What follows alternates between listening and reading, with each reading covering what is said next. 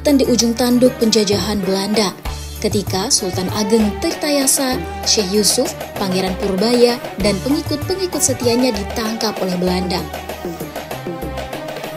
Peperangan sudah mulai berkurang, tapi rakyat di sana-sini masih mengadakan perlawanan, walaupun semuanya tidaklah begitu berarti. Sementara itu, dengan restu Belanda pula lah, Sultan Haji dikukuhkan menjadi Sultan Banten dengan beberapa persyaratan. Tapi dengan demikian, kedaulatan kerajaan Banten telah runtuh, apalagi dengan ditandatanganinya perjanjian pada tanggal 17 April 1684, yang isinya pada perjanjian 10 Juli 1659 tetap masih berlaku dengan utuh, kecuali beberapa hal yang diubah dalam perjanjian ini.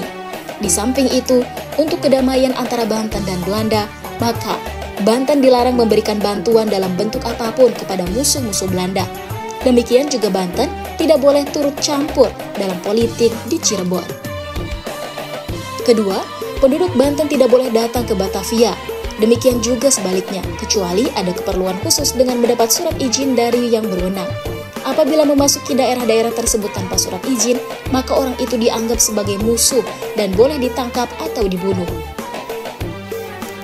Ketiga, Sungai Untung Jawa atau Cisadane dan garis sambungnya ke selatan dan utara sampai Laut Kidul menjadi batas daerah Banten dan Belanda.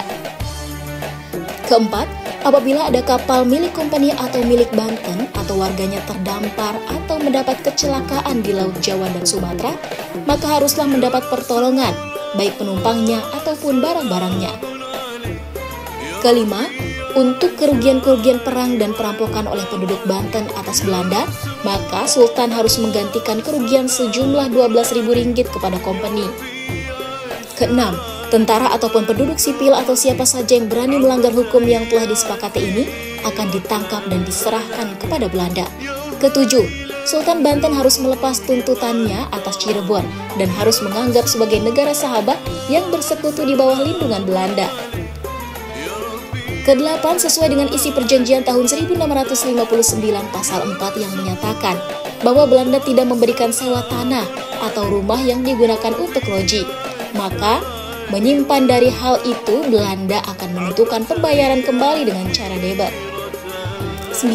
Sultan berkewajiban untuk waktu yang akan datang tidak mengadakan perjanjian atau persekutuan, perserikatan dengan kekuatan atau bangsa lain, karena hal itu bertentangan dengan isi perjanjian ini.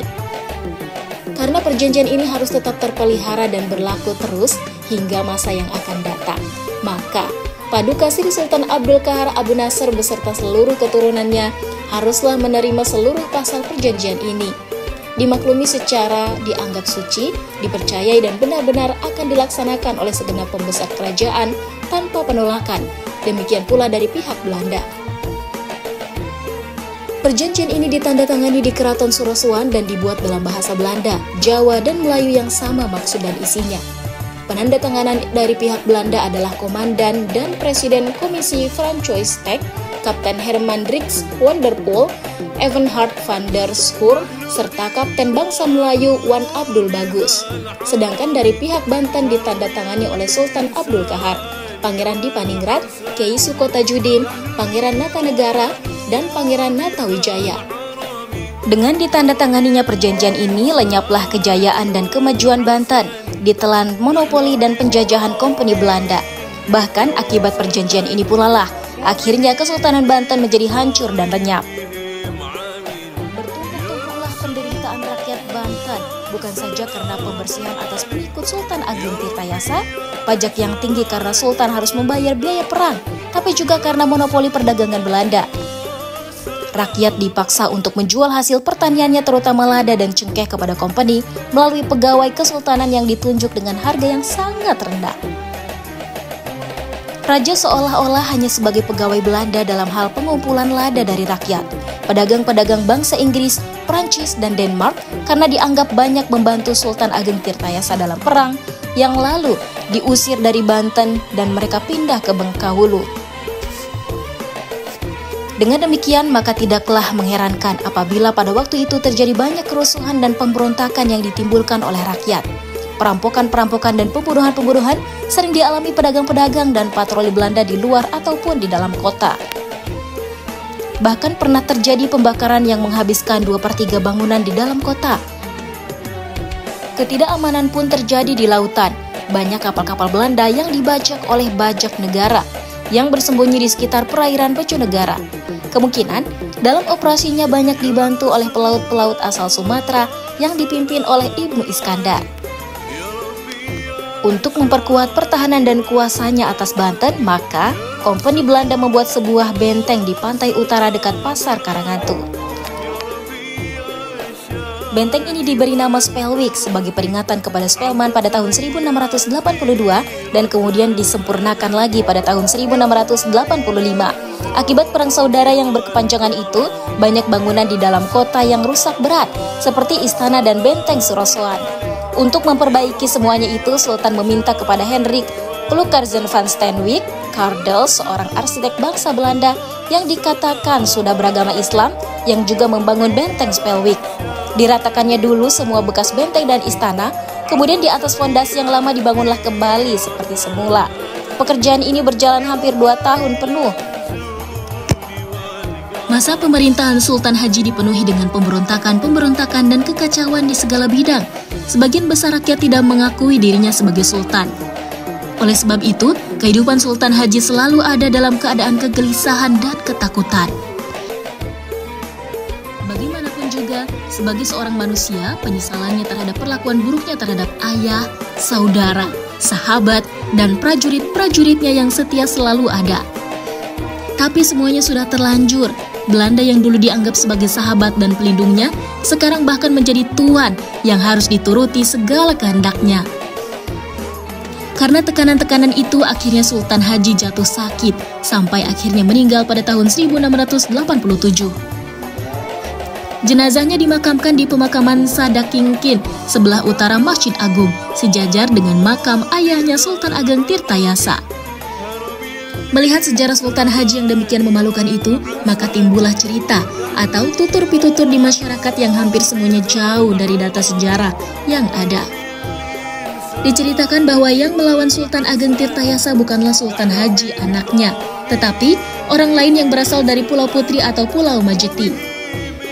Sewaktu Sultan Haji pergi ke Mekah untuk menunaikan ibadah haji yang kedua kalinya, ia singgah di suatu pulau yang dinamakan Pulau Putri atau Pulau Majeti. Di sana Sultan bertemu dengan seorang putri cantik yang kemudian ia jatuh cinta dan menikahinya. Dan atas permintaan sang putri, semua pakaian dan perhiasan Sultan diserahkan sebagai mahar. Pakaian dan perhiasan ini kemudian diberikan kepada kakak sang putri yang kebetulan berwajah mirip dengan Sultan Haji. Kakaknya inilah yang kemudian berlayar ke Batavia dan mengaku bernama Sultan Haji. Karena pakaian dan wajahnya yang memang mirip, rakyat pun mengakuinya. Dialah yang kemudian memerintah Banten dan berperang dengan Sultan Ageng Tirtayasa. Setelah selang beberapa tahun kemudian, Sultan Haji yang asli pulang ke Banten dan melihat keadaan Banten yang sudah berubah. Dan untuk menjaga jangan terjadi keributan, ia pergi ke Cimanuk, Cikaduan, Pandeglang, aktif menyebarkan agama Islam sampai meninggalnya. Dialah yang kemudian dikenal dengan nama Haji Mansur atau Syekh Mansur Cikaduan. Cerita semacam ini dianggap sangat lemah dalam data sejarah dan hanyalah dianggap sebagai dongeng yang mengandung nilai filosofis. Dari pernikahannya dengan permaisuri, Sultan Haji mempunyai beberapa orang anak, di antaranya Pangeran Ratu dan Pangeran Adipati. Sedangkan dari sumber lain, tercatat bahwa Sultan Haji mempunyai 10 orang anak, yaitu Pangeran Ratu, Pangeran Adipati, Pangeran Muhammad Thohir, Pangeran Fadluddin, Pangeran Ja'faruddin, Pangeran Muhammad Alim, Ratu Rohimah, Ratu Hamimah, Pangeran Kesatrian, dan Ratu Mumbai. Setelah Sultan Haji meninggal, terjadilah perebutan kekuasaan di antara anak-anaknya. Barulah setelah Van Imhoff turun tangan, masalah ini dapat diselesaikan dengan mengangkat anak pertama, Pangeran Ratu, menjadi Sultan Banten, yang kemudian bergelar Sultan Abul Fadl Muhammad Yahya 1687 sampai 1690. Ternyata Sultan Abul Fadl termasuk orang yang benci kepada Belanda. Ditatanya kembali Banten yang sudah porak-poranda itu, tapi baru berjalan 3 tahun, Sultan jatuh sakit yang mengakibatkan kematiannya. Jenazahnya dimakamkan di samping kanan makam Sultan Hasanuddin di Pasarean Sabakingkir.